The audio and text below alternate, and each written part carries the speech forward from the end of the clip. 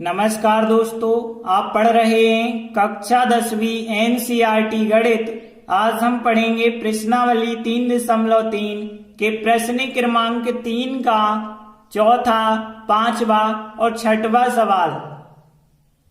तो देखिए प्रश्न 3 के सवालों में क्या कहा गया है।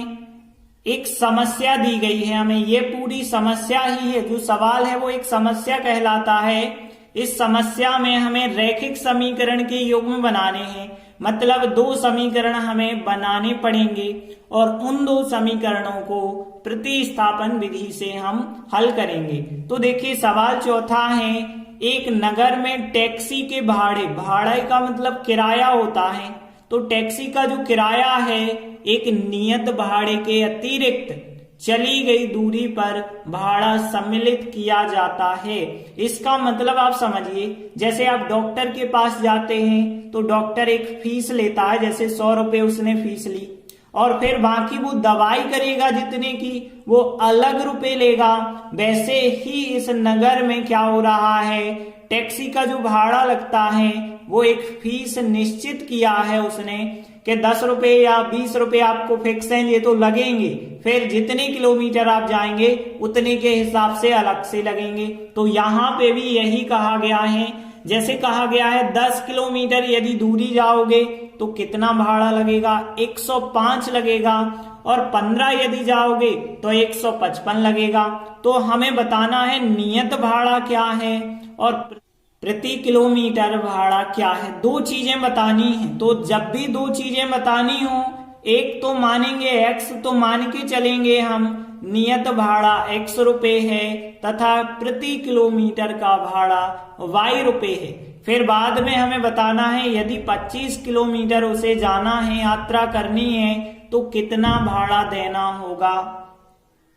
तो देखिए हम मान के चले नियत भाड़ा 100 रुपए तथा प्रति किलोमीटर का जो भाड़ा है वो y रुपए है। तब प्रश्नानुसार, अब प्रश्न में कहा गया है कि 10 किलोमीटर का भाड़ा है 105 रुपए। अब देखिए 10 किलोमीटर का भाड़ा 105 है, तो जो टैक्सी वाला है वो कैसे लेता है। एक तो उसने नियत किया है, मतलब उसने कहा 100 रुपए तो आपको लगेंगे। जैसे डॉक्टर लेता है ना फीस, 100 रुपए तो आपको लगेगी। इसके बाद जितने की दवाई करोगे उतनी आपको एक्स्ट्रा देनी होगी। तो यहाँ टैक्सी पे भी यही नियम हो रहा है कि x से नियत भाड़ा जो आपको देना ही पड़ेगा। अब आप जितने किलोमीटर जाओगे वो y के हिसाब से लगेगा। जैसे 10 किलोमीटर गए तो यहाँ 10 किलोमीटर का y के हिसाब से 10y हो जाएगा और बराबर कुल मिला के कितना हुआ 105। इसे बना दिया हमने समीकरण नंबर 1।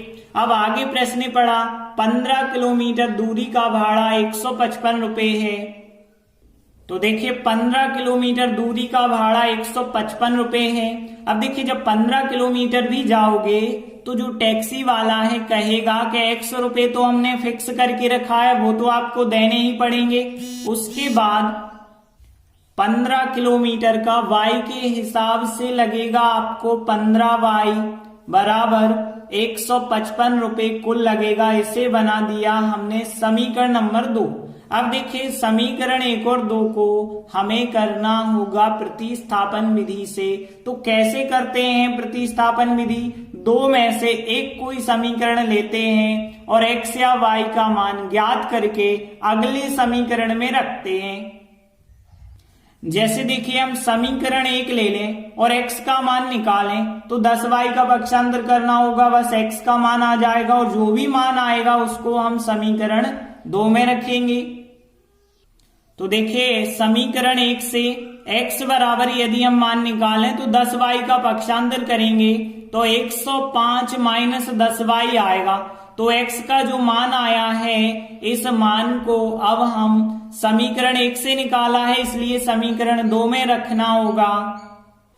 तो हमने लिखा x बराबर जो मान है उसको समीकरण 2 में रखना कहलाता है प्रतिस्थापित करना। तो प्रतिस्थापित करने पर देखिए समीकरण 2 ये रहा, x की जगह इतना मान आ जाएगा 105 माइनस 10y आएगा इस x की जगह, प्लस 15y है तो 15y तो वैसे ही रहेंगे बराबर 155।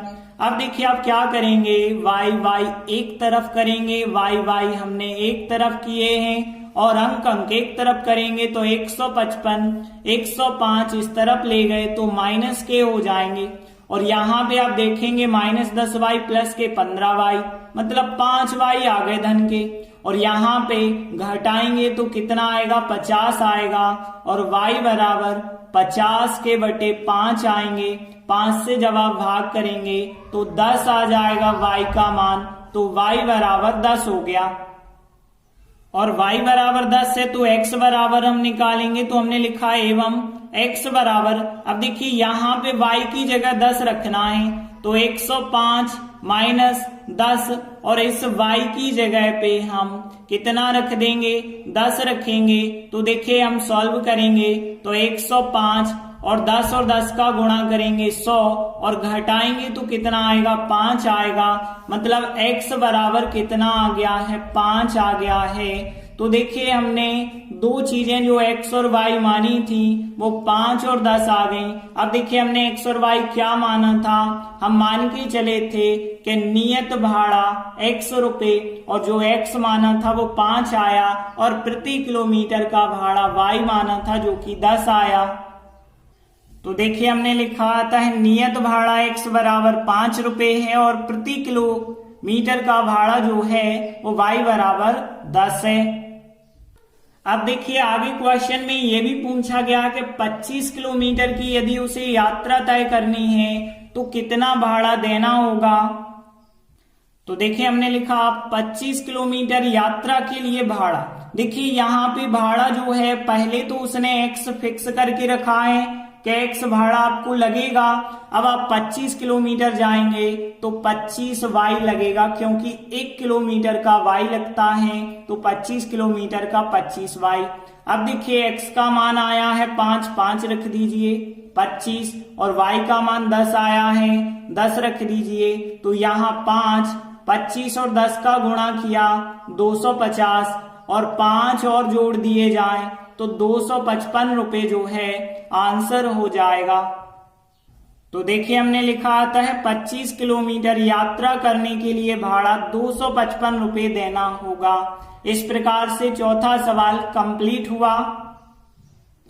इसके बाद पांचवा सवाल देखते हैं, यदि किसी भिन्न के अंश और हर में 2 जोड़ दिया जाए तो वह भिन्न 9/11 हो जाती है और अंश और हर दोनों में यदि 3 जोड़ दिया जाए तो वो 5/6 हो जाती है।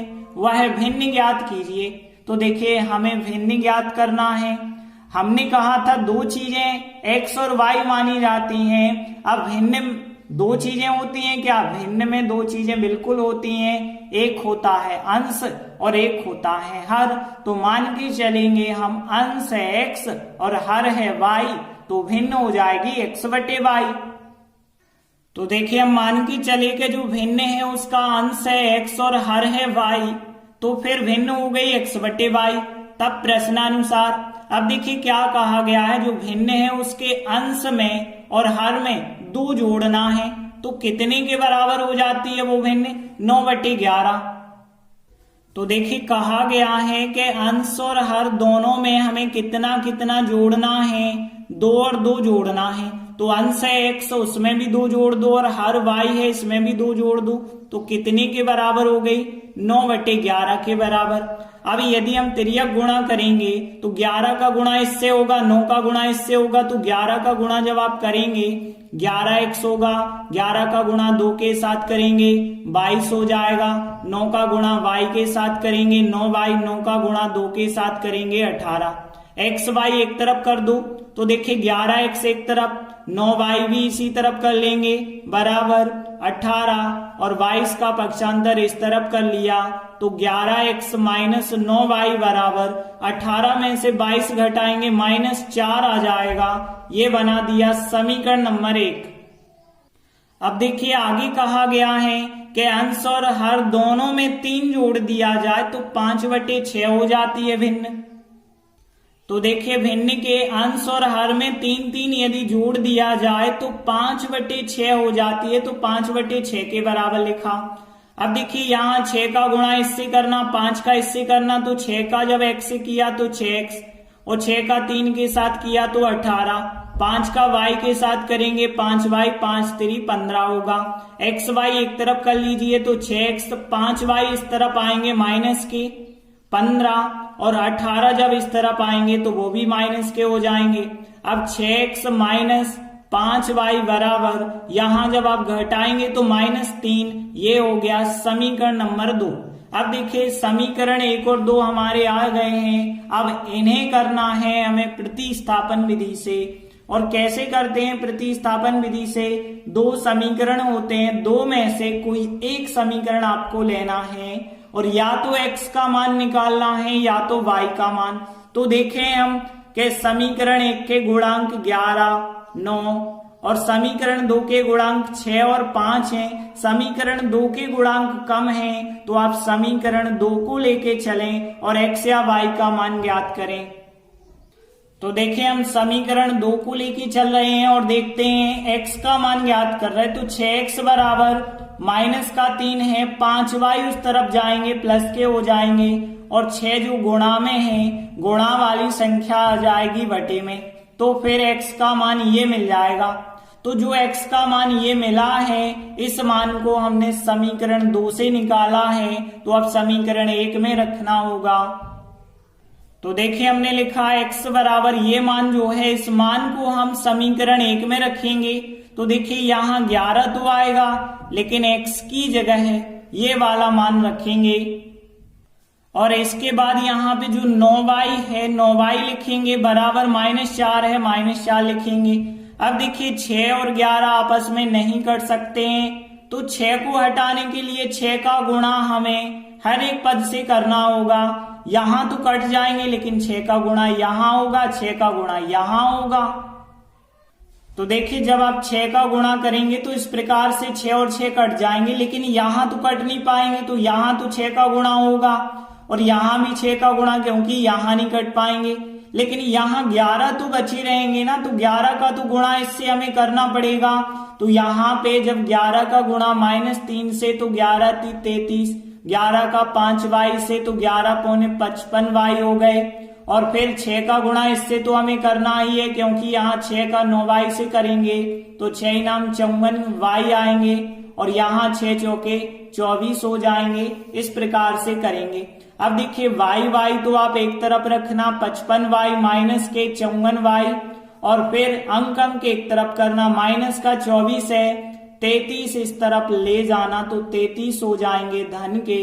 अब 55y में से 54y घटाएंगे तो एक y यहाँ पे बचा होगा और यहाँ पे देखें माइनस के 24 प्लस के 33 है, मतलब यहाँ पे y का मान कितना आ जाएगा 9 आ जाएगा। प्लस के ज्यादा है तो प्लस का आएगा तो y बराबर 9 और जो y का मान आया है इस मान को यहाँ पे जाके रख देना तो x का मान मिलेगा। तो हमने लिखा एवं x का जो मान होगा x बराबर -3 प्लस के 5 और y की जगह पे 9, तो यहाँ 5 और y की जगह पे 9 और बटे करना है 6। तो देखिए यहाँ पे -3 9 5 का गुणा 45 हो जाएगा बटे 6 है 45 धन के 3 ऋण के, मतलब धन के 42 बच जाएंगे बटे 6, 6 7 42 होता है। तो फिर x बराबर हमें मिल गया है कितना 7 मिल गया है। तो मतलब अंश का मान हो गया है 7 और हर का मान हो गया है 9, तो फिर भिन्न हो जाएगी 7 बटे 9। तो देखिए हमने लिखा आता है भिन्न x बटे y जो हमने मानी थी, अंश का मान आया x बराबर 7 और हर का मान y बराबर 9, तो भिन्न हो गई 7 बटे 9। इस प्रकार से 5वां सवाल कंप्लीट हुआ। इसके बाद देखिए अगला 6वां सवाल है 5 वर्ष बाद जैकब की आयु उसके पुत्र की आयु से 3 गुनी हो जाएगी। 5 वर्ष पूर्व जैकब की आयु उसके पुत्र की आयु की 7 गुनी थी। उनकी वर्तमान आयु क्या है? उनकी का मतलब है जैकब की आयु और उसके पुत्र की, दोनों की वर्तमान आयु हमें ज्ञात करनी है। और हमने आपको बताया 2 चीजें जब भी ज्ञात करनी हो तो एक को x मान लो, एक को y मान लो। तो देखिए जैकब की बात पहले हो रही है तो जैकब की वर्तमान आयु x वर्ष मान लो और उसके पुत्र की वर्तमान आयु y वर्ष मान लो। तो देखिए हम मान के चले जैकब की वर्तमान आयु x वर्ष और उसके पुत्र की वर्तमान आयु y वर्ष। तब प्रश्नानुसार अब देखिए प्रश्न में कहा गया है 5 वर्ष बाद जैकब की आयु उसके पुत्र की आयु की 3 गुनी हो जाएगी। तो देखिए हमने लिखा 5 वर्ष बाद जैकब की आयु उसके पुत्र की आयु की कितनी गुनी हो रही, 3 गुनी। तो 3 का गुणा करके बराबर लगा देना। अब देखिए हमने जैकब की आयु वर्तमान में मानी है x, लेकिन 5 वर्ष बाद 5 और जोड़ना होगा। तो यहाँ पे x प्लस 5 और यहाँ 3। अब देखिए उसके पुत्र की वर्तमान आयु y है, लेकिन हम बात कर रहे हैं 5 वर्ष बाद की, तो 5 और यहाँ पे जोड़ के लिखना पड़ेगा। अब देखिए यहाँ x प्लस 5 बराबर 3 और y का 3y 3 5 15 होगा।